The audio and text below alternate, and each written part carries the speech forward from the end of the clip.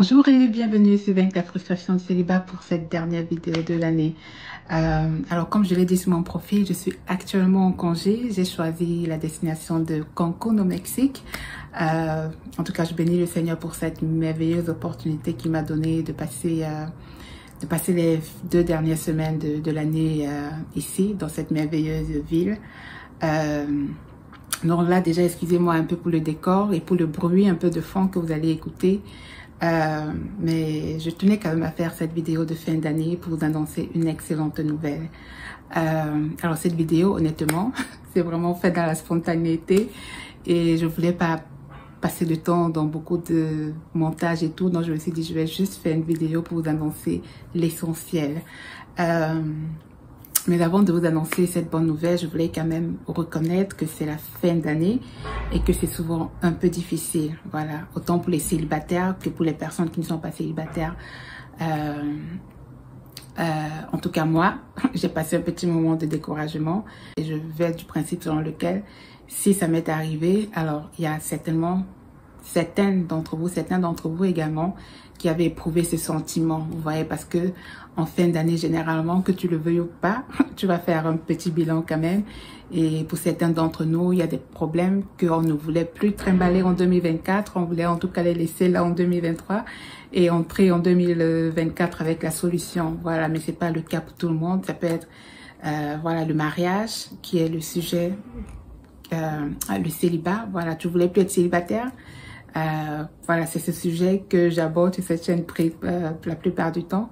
Tu voulais plus être célibataire en 2024, mais bon, voilà, tu n'as pas rencontré quelqu'un et voilà, il se trouve que en 2024, tu vas entrer, voilà, toujours étant célibataire et tu pouvais peut-être attendre un visa ou bien tu voulais acheter une voiture ou bien, je sais pas, tu voulais cette promotion. Bref, c'est pas tous les sujets de prière qui ont été exaucés. Et voilà, malgré toutes les festivités, l'ambiance festive, les cadeaux, les échanges de cadeaux, voilà, les lumières, tout ce qui est beau là, tout ce qu'on connaît, malgré l'ambiance là, au fond de toi là, il y a quand même, voilà, il y a toujours ce petit truc là, voilà, ce petit découragement quand même qui est là. Donc voilà, donc comme je disais, tu n'es pas la seule, voilà, qui a été découragée. Moi également, je l'ai été et je ne pense pas qu'il faille s'en vouloir d'être découragé, ça fait partie de notre humanité. Donc voilà, tout comme la frustration, il y a des situations qui nous frustrent, il y a des situations qui nous découragent. Mais comme je dis, et comme j'aime toujours le dire, c'est une chose d'être frustré, c'est une chose d'être découragé, mais c'est une chose d'y rester. Voilà, le découragement, ça viendra toujours, mais il faut juste veiller à ne pas demeurer en fait dans cette vallée du découragement. Voilà, donc je pense que même la Bible, même Jésus nous a prévenu que nous aurons des tribulations. J'aime la version Martin qui dit que nous aurons des angoisses. Voilà, donc peut-être en faisant ton bilan, certainement tu as éprouvé cette peur, tu as éprouvé ce découragement, comment dire, voilà, tu sais de quoi je parle. Mais Jésus nous a dit que au milieu de cette tribulation, il nous donne sa paix. Voilà, donc moi, c'est sa paix que j'ai recherchée. Et d'ailleurs, moi, j'ai mon protocole. Chaque fois que j'ai ces moments de découragement, de frustration, j'ai mon protocole en place parce que voilà, j'ai besoin de la paix de Dieu pour pouvoir fonctionner. Alors que le découragement, c'est juste, voilà, une porte que si elle n'est pas fermée rapidement, le diable va frapper.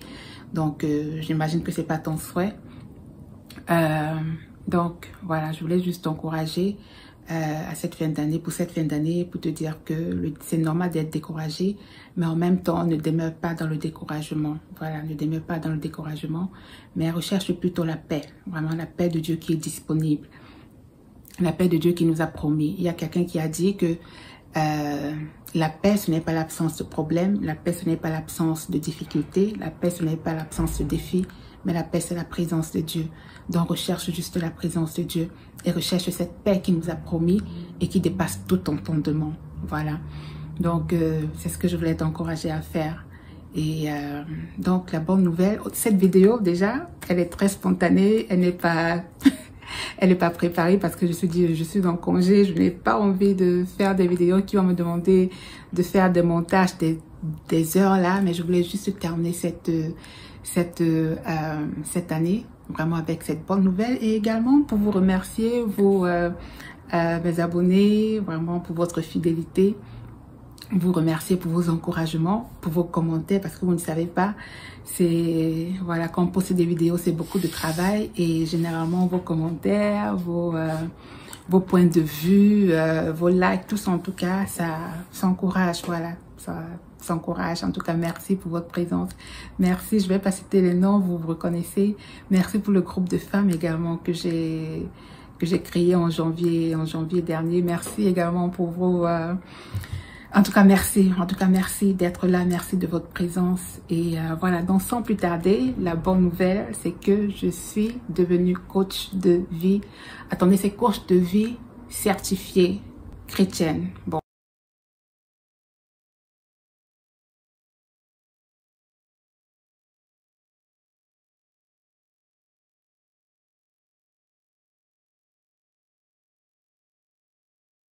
C'est un long titre, mais en fait, j'ai gradué le 18 décembre dernier. J'ai gradué après des mois de formation pour être coach de vie.